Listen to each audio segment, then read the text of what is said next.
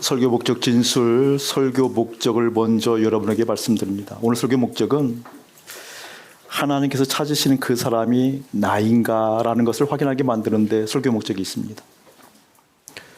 오늘 말씀에 근거하면 하나님께서 찾으시는 사람은 예배하는 자들을 찾으시는데요.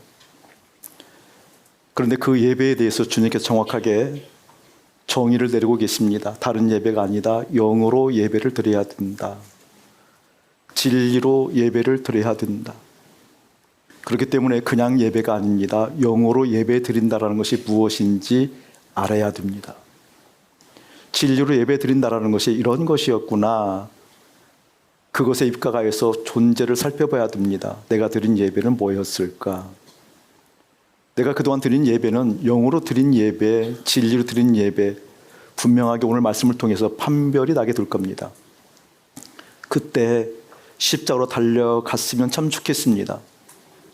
하나님께서 찾으시는 그 한 사람이 나여야 되는데, 하나님께서는 예배하는 자들을 찾으시는데, 어쩜 그렇게 예배 공동체에 속했음에도 불구하고 종교적 활동으로서 예배를 드렸음에도 불구하고 영과 진리로 예배 드린다라는 것을 이토록 오해하며 살았는가?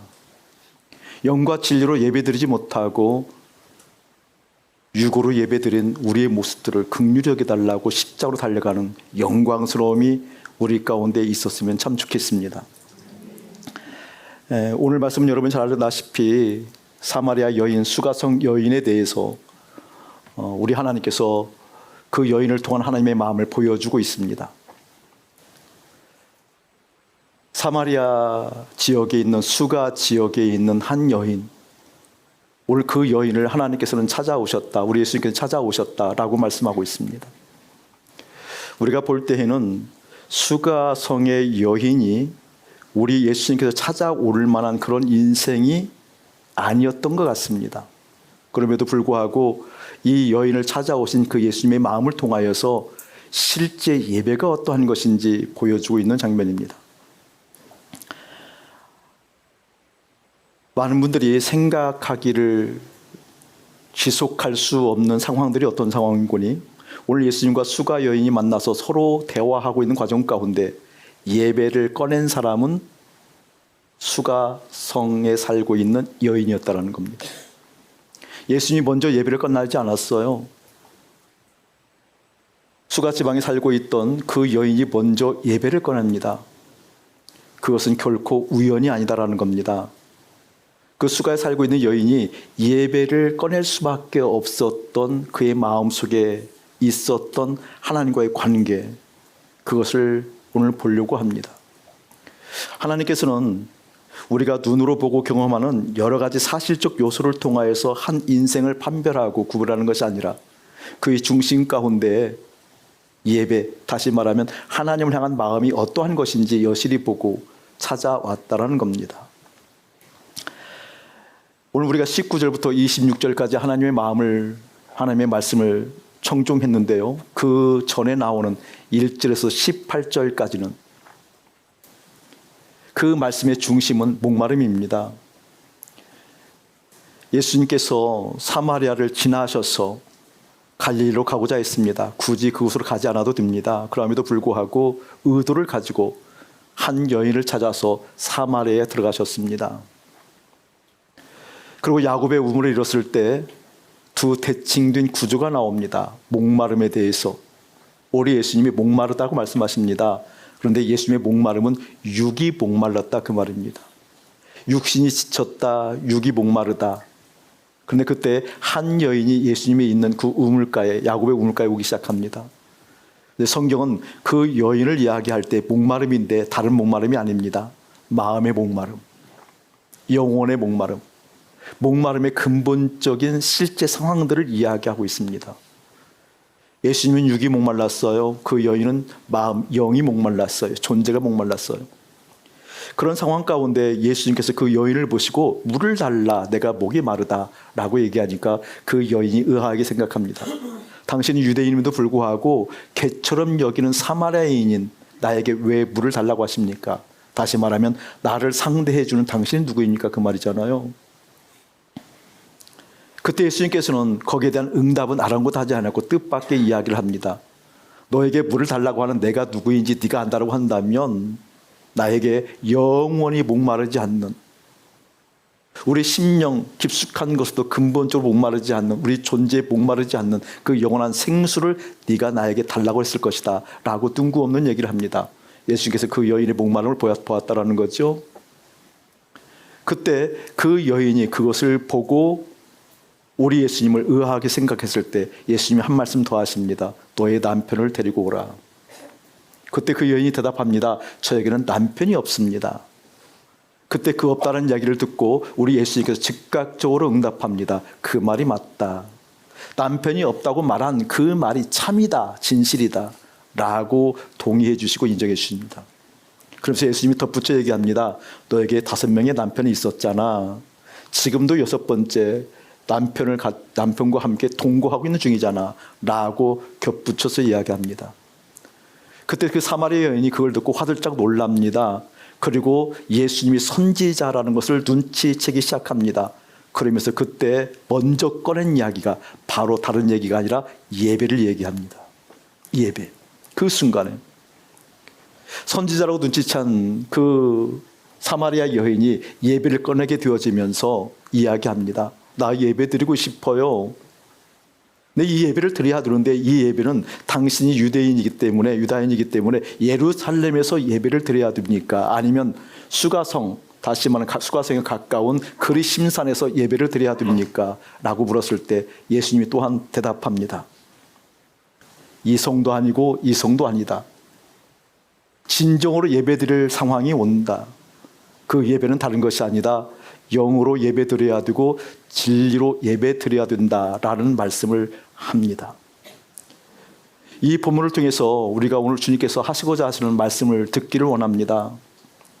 수가성 여인이 예배를 갑자기 꺼낸 까닭은 우연이 아닙니다. 그의 심연 깊숙한 곳으로부터 영적 목마름이 있었기 때문에 그렇습니다. 수가성 여인은 자식도 없었고 남편을 6번째 만나서 동거하고 있고 그러한 삶의 역경을 통해서 유대 신앙 공동체에서는 배척이 됐던 인물입니다.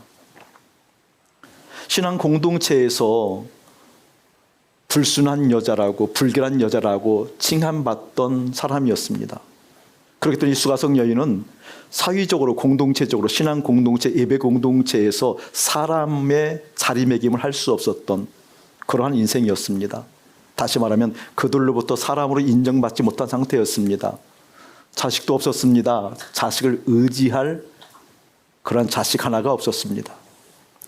남편이 5이 있었지만 그 5 남편을 통해서 자기의 영적 목마름, 근본적인 목마름을 해결할 길도 없었습니다. 지금 살고 있는 남편도 그렇습니다.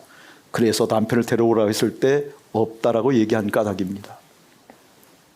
이 당시 팔레스타인 문화를 보면 이 당시의 여인들은 사람으로 취급되지 않았기 때문에 한 여인이 한 사람으로서 목마름을 해결하려고 하면 반드시 남편을 통해서 이루어질 수밖에 없는 상황이죠.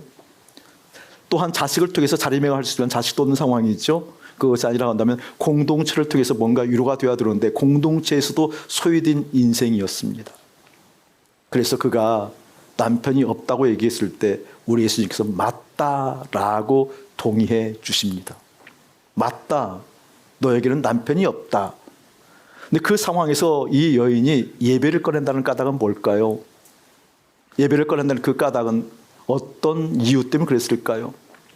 거기에 중요한 영적 메시지가 있습니다.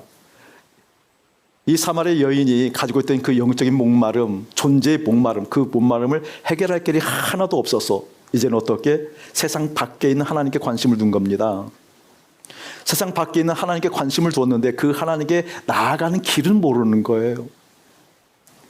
내 존재의 갈증을 풀어줄 어떤 상황과 관계를 계속 추적해 보았어도 찾을 길이 없었는데, 만날 길이 없었는데, 그래서 세상 밖에 계신 하나님을 보고 싶은데 그 하나님께 나아갈 수 있는 길을 모르는 겁니다.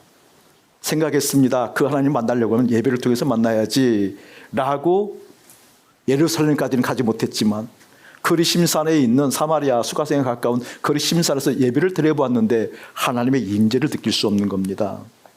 하나님께서 함께하고 있다는 그 자신감을 얻지 못하는 겁니다. 계속해서 공허합니다. 그런 영적인 목마른 상태 가운데 예수님 오셔서 묻는 과정을 통해서 선지자라고 느껴지는 순간 바로 속에 있는 것이 튀어나온 겁니다. 어디에서 예배를 드려야 합니까? 어디서 예배를 드려야 됩니까? 어디에서 예배를 드려야만 이 영적인 공허가 한 인생의 근본적으로 속으로부터 일어나고 있는 이 영적인 목마름이 어디에서 채워집니까? 예수님 대답하십니다. 이성도 아니다. 이성도 아니다. 예배할 때가 온다. 하나님의 영이시니 그러하니 예배할 때가 오게 되어지면 하나님의 영이시니 예배를 드릴 때는 영과 진리로 예배해야 할지니라. 할렐루야.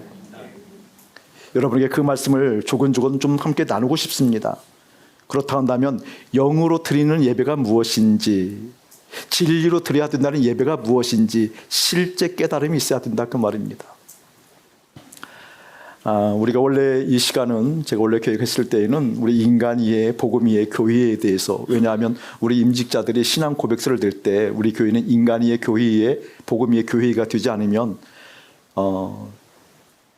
리더십의 멤버십이 될 수 없으니까 그것을 좀 차근차근 설명하려고 그러는데 40여 명까지 그 고백서를 받아보게 되어지면서 수정도 하고 다시 한번 요청하기도 해서 보완이 많이 돼서 오늘 그 부분들은 오늘 로드십에서만 좀 더 이야기하기로 하고 오늘 본문의 중심에서 여러분에게 이야기 나누려고 합니다.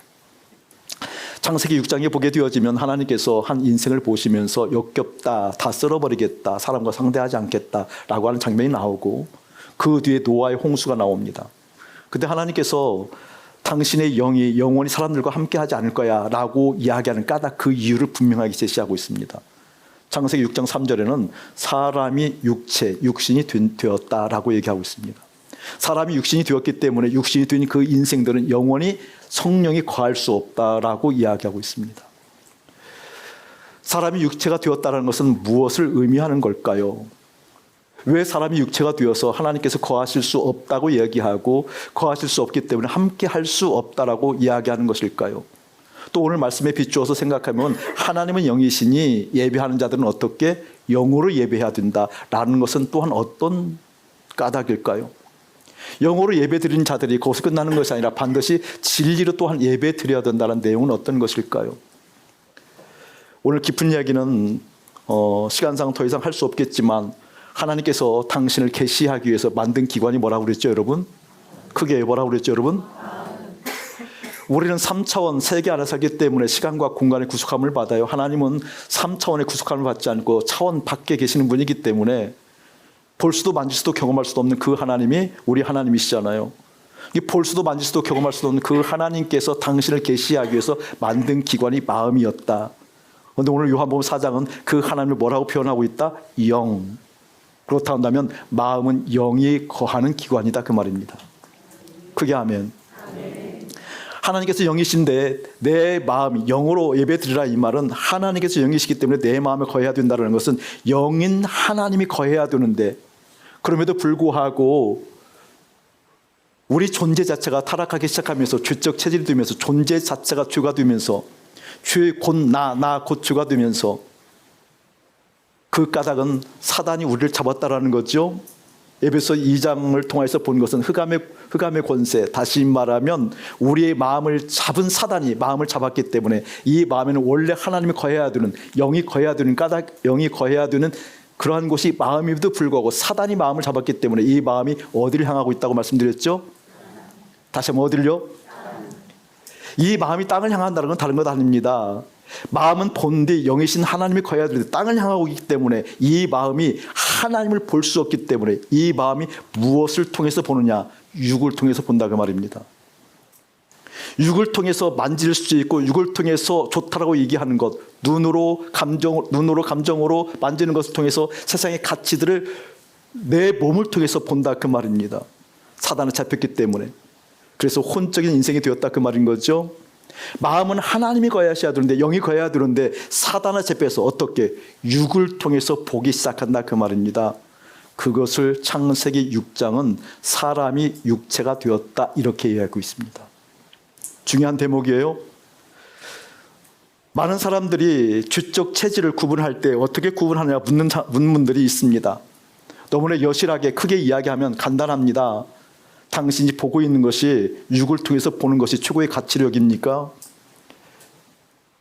사랑하는 성도가 육을 통해서 보는 것을, 육을 통해서 보고 만지고 경험하는 걸 통해서 기쁠 수 있다고 생각합니까? 당신이 육을 통해서 경험한, 육을 통해서 축적한, 육을 통해서 가치로 형성되어진 그것이 당신의 인생을 행복하다, 가치 있다, 보람지다 여긴다라는 것을 마음으로 가지고 있습니까? 그것은 여지없이 주의 체질을 가지고 있는 주인의 모습입니다 라고 이야기합니다. 우리의 마음은 본디 하나님이 거한다고 한다면 마음에 거한 그 하나님을 통해서 하나님의 생각, 하나님의 뜻, 하나님의 마음을 통해서 기쁨이 무엇인지, 가치가 무엇인지, 삶에 살아야 될 의미들이 무엇인지 일깨운 바 되어줄 줄 믿습니다. 아멘. 그렇기 때문에 영어로 예배드려라, 이 말은 무슨 말인 거니? 예배라는 것은 최고의 사랑의 표현이라고 그랬죠. 다시 말하면 내 마음속에 내가 정말 중요하다고 여기는 것은 내 마음으로 반드시 그것을 붙들기 마련입니다. 자식이 중요하면 내 마음이 자식을 붙듭니다. 돈이 정말 중요하다고 하면 내 마음이 돈을 붙듭니다. 관계가 중요하다고 하면 내 마음이 관계를 붙듭니다. 붙드는 그것이 육을 통해서 이루어지는 것들이라고 한다면 사단에 붙잡힌 까닭이요. 바로 그것을 예배하게 되어 있다 그 말입니다. 그렇기 때문에 우리는 믿든 믿지 않든 하늘에 속하든 땅에 속하든 어쨌든 영으로 예배드리는 사람들입니다. 어떻게? 내 마음에 최고의 가치 있게 여기는 것들을 주목하고 그것을 이루기 위해서 생각하고 계획하고 실행하는 법입니다. 맞죠? 자식이 최고의 가치를 여긴다고 한다면 최고의 가치를 여긴 그 자식을 어떻게 키울까? 어떻게 보람되게 할까? 어떻게 이 인생을 통하여서 우리가 행복하고 기쁠까? 라고 계획하고 생각하고 실행하기 마련입니다. 하나님은 영이시대요. 만질 수도 볼 수도 경험할 수도 없대요. 영으로 예배드리는 것은 그러므로 무엇이겠습니까? 실제 마음에 하나님이 채워져 있느냐를 묻고 있는 겁니다. 아멘. 실제 마음에 무엇이 채워져 있느냐라는 것을 묻고 있다는 겁니다. 그렇다고 한다면 진리로 예배드린다는 것은 뭘까? 그러기 위해서는 오늘 여러분에게 제목으로 보여주었던 것도 마찬가지로 프로스퀴네오라는 단어를 다시 한번 공부하려고 합니다. 저를 주목하시기 바랍니다. 프로스퀴네오라는 것은 예배예요. 원래 신적, 다시 말하면 신적 대상에게만 드리는 경배의 단어예요. 프로스퀴네오라는 뜻은 합성어입니다. 프로스라는 것은 전치사예요. 무엇을 향하여. 누구누구에게 가까이 가서 그런 뜻입니다. 프로스, 향하여, 가까이 가서. 퀴네오는요, 혹시 아세요 여러분? 지난번에 오래전에 공부했던 단어입니다. 퀴네오는 어떤 뜻이에요 여러분? 재밌습니다. 키스하다라는 거예요. 예배라는 뜻은 뭐예요? 하나님께 가까이 가서, 하나님을 향하여 하나님께 가까이 가서 하나님께 키스하는 것을 뭐라고 그런다? 그게 바로 예배라는 겁니다. 예배라는 겁니다. 자, 프로스해서 하나님께 키스하는 것을 예배라고 그러는데, 하나님을 향하여 가까이 간다라는 것은 그 주님을 주목했다는, 하나님을 주목했다라는 거예요. 그 하나님이 내 마음에 채워졌다라는 거고, 하나님께 키스를 하고 싶은 열렬한 연애의 감정이 있었다라는 것은 내 마음에서 누가 채워졌다라는 거예요 여러분? 충분히 이해하시잖아요. 그렇죠? 그 열렬한 연애 감정이 있어서 그 하나님이 보고 싶어서 안달하고 그 하나님이 보고 싶어서 견딜 수 없는 심정이 돼서 그 하나님께 가까이 가고 가까이 가서 하나님 하는 거잖아요. 너무 리얼해요? 하나님하고 뽀뽀를 하는 거거든요. 키스를 하는 거거든요. 근데 여러분 기억하셔요. 그 키스를 하는 것은 일방적이면 성폭력입니다. 내가 하나님이 좋아서, 하나님이 너무 기뻐서 하나님 하고 떠서 쪽 하면 아닙니다. 그렇지 않습니다. 오늘날 그렇게 일방적이면 바로 수갑 찹니다. 큰일 납니다. 키스할 정도의 연애 감정이 서로가 이루어지려 한다면 응답이 있어야 돼요.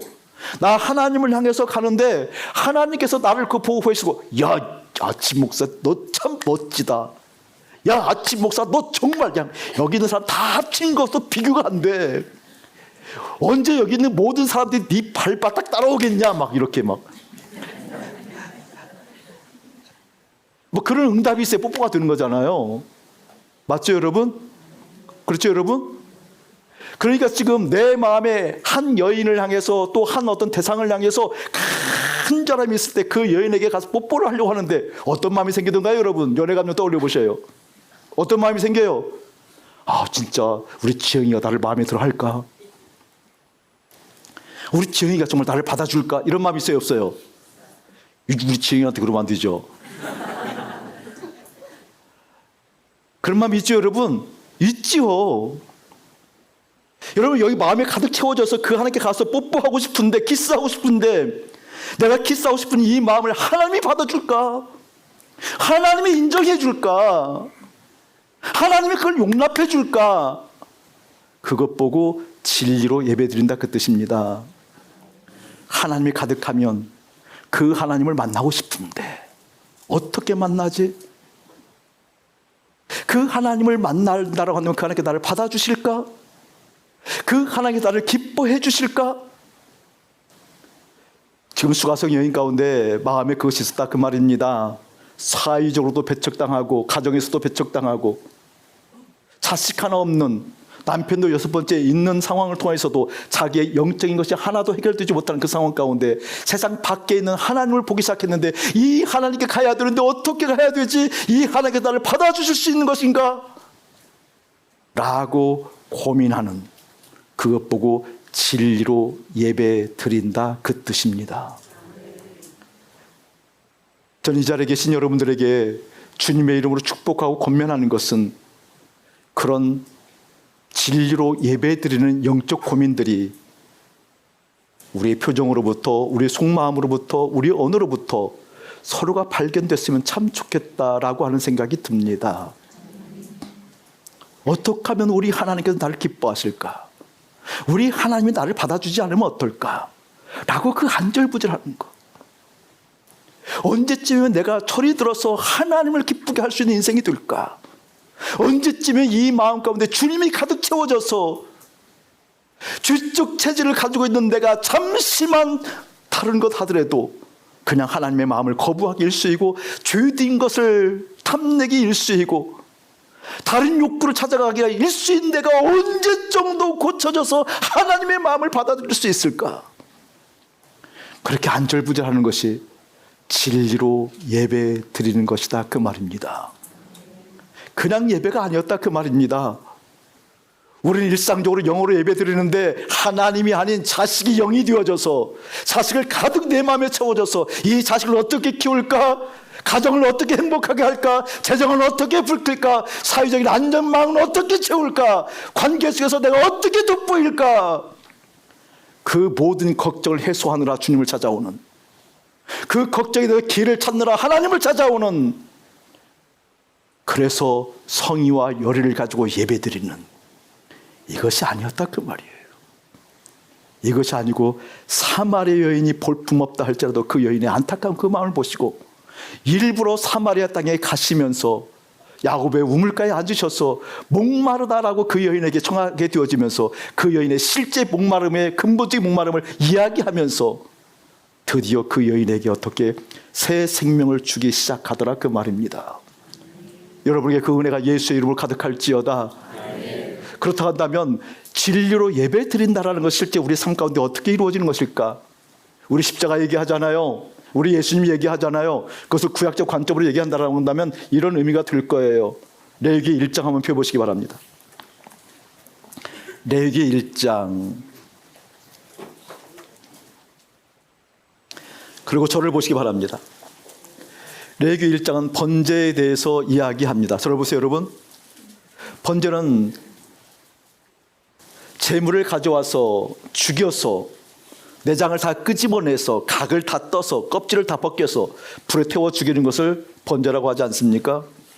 여러분, 번제를 드리기 전에 한 송아지든 양이든 가지고 와서 번제를 드릴 때 그 양을 잡고 송아지를 잡을 때 여러분, 이것은 제사장이 잡습니까? 본인이 잡습니까? 본인이 잡는 거 알고 계셔요? 알고 계셔요, 여러분? 번제단 위에 올려놓고 태워 죽일 때 각을 뜨고 껍질을 벗기고 창자를 다 끄집어내고 피를 다 쏟고 하는 것은 제사장이 합니까? 본인이 합니까? 본인이 합니까? 맞아요? 저는 우리 교우들 참 대단해요. 얼마 전에 한 분의 상담을 하는데 목사님께 묻습니다. 목사님, 구약에 보면 제사장들이 번제를 가져온 제물들을 잡아서 대속의 것들을 취해서 하는 그 수고를 보았을 때 그 제사장들은 날마다 그것을 보느라고 얼마나 힘들었을까요? 아니요. 여러분 정확히 말씀했습니다. 본인이 잤습니다. 그 내용이 오늘 레위기 1장입니다. 한번 보시기 바랍니다. 여호와께서 회막에서 모세를 부르시고 그에게 말씀하여 이르시되 이스라엘 자손에게 말하여 이르라. 너희 중에 누구든지 여호와께 예물을 드리려거든 가축 중에서 소나 양으로 예물을 드릴지라. 그 예물이 소의 번제이면 흠없는 수것으로 회막문에서 여호와 앞에 기쁘게 받으시도록 드릴지니라. 할렐루야. 아멘. 저를 보세요, 여러분. 흠없는 거래요. 준비했다라는 거예요. 흠없는 거래요. 충분하게 살펴보았다라는 거예요. 저는 사랑하는 여러분들이 영으로 내가 주님을 만나야 됩니다, 주님을 사랑합니다라고 했을 때 그 사랑이 사랑으로 끝나는 것이 아니라 그 상태가 실제되도록 진리로 예배드린다는 것이 이런 의미입니다. 우리 하나님이 마음에 들어 할까? 우리 하나님이 마음에 들어 하지 않으면 어떡하지? 라고 흠이 없는 것으로 준비했던 것처럼 준비하는 여러분 되기를 축복합니다. 근데 그것을 좀 본질적으로 얘기하면 그 뒤에 4절 보면 그는, 내 모습으로 보세요. 그가 잡는 그 사람입니다. 번제물의 머리에 안수할지니 그를 위하여 기쁘게 받으심이 되어 그를 위하여 속죄가 될 것이라. 그는, 내 모습으로 보세요. 여호와 앞에서 그 수송아지를 잡을 것이요 아론의 자손 제사장들. 다르죠 여러분? 아론의 아들 제사장들은 그 피를 가져다가 회막 문 앞 제단 사방에 뿌릴 것이며. 잡는 것은 누구예요? 본인이에요 여러분. 죽이는 것은 누구예요? 본인이에요. 6절 보면 그는, 내 모습으로 보세요.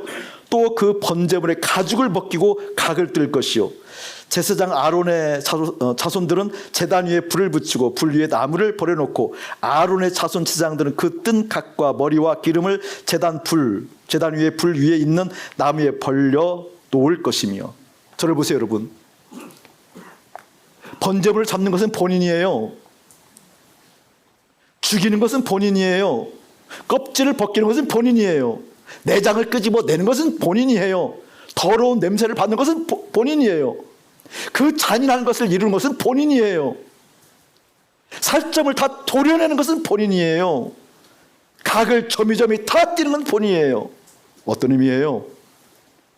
내 죄가, 내 존재가 얼마나 글러먹었으면 이렇게 각을 뜨고 점이도록 해야 되는 것을, 내장을 다 끄집어내고 하는 것을 자기가 잡으면서 보는 겁니다. 아멘. 그 상태를 진리로 예배드린다 그 말입니다. 하나님이 받으시도록, 하나님이 내 존재를 받으시도록. 하나님이 내 존재를 받으시지 않으면 어떡할까라고 안절부절하면서 어떻게 하면 우리 하나님이 나를 받으시죠? 어떻게 하면 하나님께 내 존재를 받을 수 있죠? 라고 떨림과 두려움으로 자기를 잡는 겁니다. 많은 분들이 이야기합니다. 내 죄를 용서하신 하나님 감사합니다. 아니요. 많은 분들이 찬송합니다. 내 죄를 용서하신 하나님 찬양합니다. 아니요. 내 죄를 사하신 하나님 감사합니다. 아니요. 내 존재 속에 죄가 한 영역이 아닙니다. 내가 죄입니다. 아멘. 나라는 존재가 있는데 그 존재 가운데 붙어있는 죄를 아니라니까요. 내 존재가 죄예요. 소를 잡고 양을 잡으면서 그걸 보는 거예요. 각을 뜨면서 점이면서 보는 거예요. 살점 하나하나에 묻어있는 그 죄덩어리, 죄의 체질이 되어 있는 죄덩어리, 오장육부를 구성하고 있는 죄덩어리 다 끄집어내면서 내 존재가 죄인데, 내 존재가 죄인데 이 존재를 어떻게 받으시지 하나님께서? 라고 십자가에서 예수님과 함께 연합하는 것이 진리로 예배 드리는 것입니다. 사랑하는 여러분, 예배를 드리러 왔을 때 어떤 이유, 모양새를 가지고 왔나요? 다른 것들을 예배하는 것을 충족시키기 위해서 하나님의 능력이 필요해서 예배 드리러 왔나요? 아니요. 혹시 오늘 예배 드리지 않고 골프 치러 가면 다리 부러질까 봐 걱정됐나요? 사업자의 자녀들을 위해서 예배드리지 않으면 뭔가 손상이 될까 봐 걱정됐나요? 아니요. 과감하게 얘기하겠습니다. 그 따위는 예배가 아닙니다. 그 따위는 결코 예배가 될 수 없습니다. 내 존재가 하나님께 드려지고 내 마음에 채워져 있는 것, 십자가 연합해서 예수님과 함께 죽고 오로지 내 마음가운데 주님만 계셔야 되는데 어쩐 그렇게 주님이 다 온전히 계시지 못하는 나 어떡합니까? 라고 각을 떼면서 껍질을 벗기면서 십자가에서 계속해서 죽는 내 자신을 주 앞에 올려드리는 그 예배가 다시 한번 하나님 보시기에 참 좋더라 교회에 이루어지기를 예수의 이름으로 축복합니다. 아멘. 제가 목사잖아요. 직임만 목사에서 뭔 쓸모가 있겠어요? 내 존재가 하나님께 부름받은 사명자로서의 목사의 사상이 있어야 되죠. 근데 어쩜 그렇게 지독하게도 목사의 생각, 마음은 온데갈 데가 없을 때가 많은지 모르겠어요. 목사는 신앙 대상이 분명해야 되잖아요. 여러분도 마찬가지지만 매사 모든 것이 하나님께 주목되어 있는 것이 실제 되어야 되잖아요. 근데 어쩜 그렇게 그것이 안 되는지 모르겠어요. 제가 약한 부분 중에 하나가 사람을 잘 믿는 것 같아요. 매번 속아도 사람을 믿는 것 같아요. 아니요. 매번 쓰라린 가슴이 있어도 사람을 믿는 것 같아요. 이건 목사의 자질이 아니에요. 그 중에 하나가 이런 것입니다. 이 사람 정도 되어지면 이제는 구분할 수 있을 것 같은데, 이런 정도의 신앙이면 마음에서 어떤 것이 큰가를 분명하게 구별할 수 있을 것 같은데, 근데 어쩜 한결같이 믿었던 그 사람들은 크신 주님께 엎어지는 것이 아니라 사건의 상황의 문제의 오름에 그렇게 엎어지는지 매번 속고 나서 깨닫습니다. 내가 또 사람을 믿었구나. 얼토당토는 공감을 통해서 또 사람을 믿었구나. 저는 주의 이름으로 여러분에게 축복하고 권면하는 건 다른 것 아닙니다. 여러분의 마음 가운데 무엇이 커져 있는 것은 그건 누구나 분별할 수 있는 거거든요.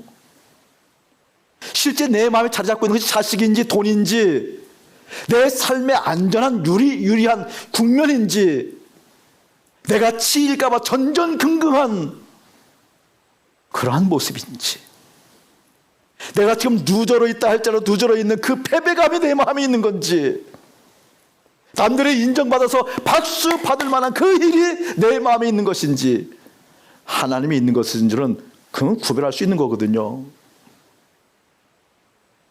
오늘 영과 진리로 예배한다라는 것은 그 모든 하나님보다 커져 있는 것을 어떻게 십자가로 죽이는 것이 영으로 예배하는 것이요, 십자가로 죽인 그 상황이 실제 되기를 원해서 전전긍긍 하나님 이거 실제 되기를 원합니다 라고 하는 것이 진리로 예배드리는 것, 깨닫기를 축복합니다. 그럼에도 불구하고 죄의 체질을 가지고 있고 실존적으로 죄인의 모습이기 때문에 때로는 넘어지죠, 아프지요, 힘들지요. 그래서 어렵지요. 그것이 하루를 넘어가고 이틀을 넘어가고 3일을 넘어가면 우리의 몸이 굳어지고 얼굴도 굳어지고 마음도 굳어져서 기도도 안 될 때가 있지요. 없다라는 게 아니에요. 있지요. 찬송 한 번도 올려드리고 싶은데 이 찬송 자체가 나오지 않아서 연거푸 7번 8번 했을 때 비로소 내 속 깊숙한 곳에서 조그맣게 올라오는 찬송 가락이 있지요. 그런데 선민은요, 예배자는요, 기도할 수 없는 그 순간에, 찬송이 되지 않는 그 순간에 골방으로 가더라 그 말입니다.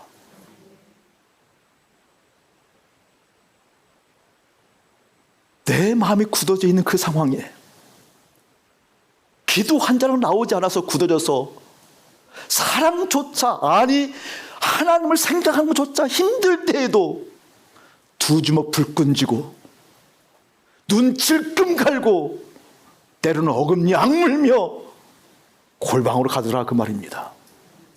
하나님 살려주십시오. 말씀을 펴더라 그 말입니다. 하나님 살려주십시오. 기도하더라 그 말입니다. 하나님 내가 경험하지 아니하면 내 존재 망합니다.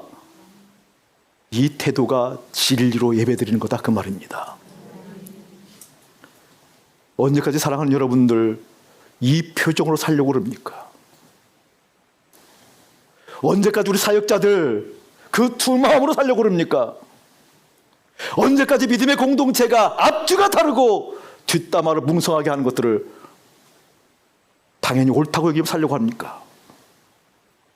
거둬들이기를 축복합니다. 최소한 목사님 앞에서 대하는 태도가 교우들을 만날 때도 동일하게 이루어질 축복합니다. 최소한 목사님 만나서 했던 그 경건의 모습들이 교우들끼리 만날 때에도 이루어지길 축복합니다. 하나님, 내 존재, 이 두 가지 양상이 십자가에 못 박고 하나님 모시기 아름다운 하나님의 사람으로 서야 되는데 어쩜 그렇게 지금 메말랐다는 것을 핑계 삼아서, 은혜 떨어졌던 걸 핑계 삼아서 어쩜 그렇게 하나님 마음을 두기 싫어하고 배반하는 인생인지요. 근데 사마리아 여인은요, 그 아픔 가운데 속으로부터 갈망이 섰다 그 말입니다. 나 하나님 만나야 되는데, 나 하나님 생각해야 되는데 도대체 어떻게 해야 되는지 바로 그 한 여인을 외면하지 아니하시고 주목하시면서 일부러 사마리아 땅에 가시면서 그 여인을 향해서 접촉점을 찾고 기어이 그 목마름을 해결하시는 하나님, 그것 보고 선민은 하나님의 사랑에서 끊기지 않는다 그 말입니다. 그 은혜가 깊이 일어나 한 주간 여러분의 속마음이 실제 하나님께 가 있기를 예수의 이름으로 축복합니다. 찬양합시다. 존재적 죄인의 모습으로 태어나기 전을 원형이라고 얘기합니다. 죄적 체질을 가지고 있는 우리 존재 그 전의 모습을 원형이라고 얘기합니다. 우리 원형은 창세전에 창세전에 창조되었다라고 얘기합니다. 그 이야기는 창세기 1장에 보면 하나님 당신이 이렇게 말씀하십니다. 우리의 모양 따라 우리의 형상 따라 사람을 만들자. 복수입니다. 우리. 창세전에는 삼위 하나님이 계셨습니다. 삼위 하나님이 어떤 형태로 있었을까? 그것은 신학적인 큰 명제로 이야기하면 필리오케 명제라는 것이 있습니다. 아들로부터 한 영이 나오고 아버지로부터 한 영이 나왔다. 그 한 영이 아들로부터 나와서 아버지께 들어가고 한 영이 아버지로부터 나와서 아들에게 들어가고.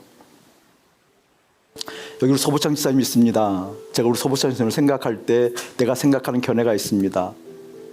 우리 재광 선교사가 뒤에 있습니다. 재광 선교사가 생각하는 서보창 집사에 대한 생각이 있습니다. 다 다릅니다. 아내 신영화 집사님 저기 있습니다. 아내가 생각하는 서보창 집사, 아들이 생각하고 있는 아빠 서보창 집사 다릅니다. 근데 필리오케 한 성령이라는 건 다른 것 아닙니다. 동일한 하나의 성령이 아들에게도 아버지에게도, 아버지에 나온 그 한 성령이 아들에게로, 아들에게 나온 그 한 성령이 아버지에게도. 그러니까 한 성령이 동일하게 있다고 한다면 어떻게? 동일하게 생각합니다. 창세전에 삼위 하나님이 동일하게 생각하면서 어떻게? 사랑했다, 서로 기뻐했다. 바로 그것을 어떻게? 사람을 우리의 형상, 모양대로 만들자. 이게 원형입니다. 원형은 뭐예요? 그 하나님과 그 관계를 이루는 것이 원형입니다. 아멘. 가장 먼저 아담이 창조되고 눈을 떴을 때 가장 먼저 하나님을 보았듯이, 그리고 둘러보니까 온 곳에 다 에덴 다 갖추어졌듯이, 성실하게 노력하고 힘쓰고 애써서 갖추어가는 것이 아니라 본디 우리의 원형은 하나님과 관계 속에서 둘러보니까 다 있는 그 사랑의 관계를 만들었다 그 말입니다. 그런 인생이 사단에 잡히니까, 흑암의 권세가 밀려오니까 하나님을 볼 수가 없어서 이 마음에 무엇을 담는 겁니까? 다른 것을 담았다 그 말입니다. 그것을 회복하는 것을 영으로 예배 드린다 그 뜻입니다. 나 그 하나님 예배 드리고 싶어요. 오늘도 십자가로 갑니다. 십자가에서 오염된 내 생각을, 내 가치를 점이점이 십자가에 내던지고 주님의 뜻이 온전하게 두루는 성령으로 살겠습니다 라고 하는 것이 진리로 예배드리는 겁니다.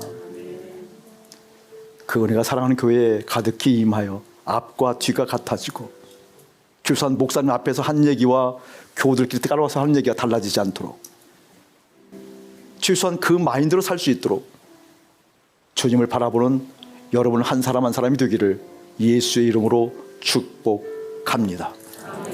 이제는 우리 주 예수 그리스도의 은혜와 우리 아버지 하나님의 극진하신 사랑하심과 성령 하나님의 감화감동 교통하심이 예배 먼저 꺼낸 이야기 그 당사자가 나 자신이 되길 원하며 하나님을 바라보며 십자가에 서 있는 거룩한 백성들 가운데 이대로부터 영원 무궁토록 함께 할지어다. 아멘.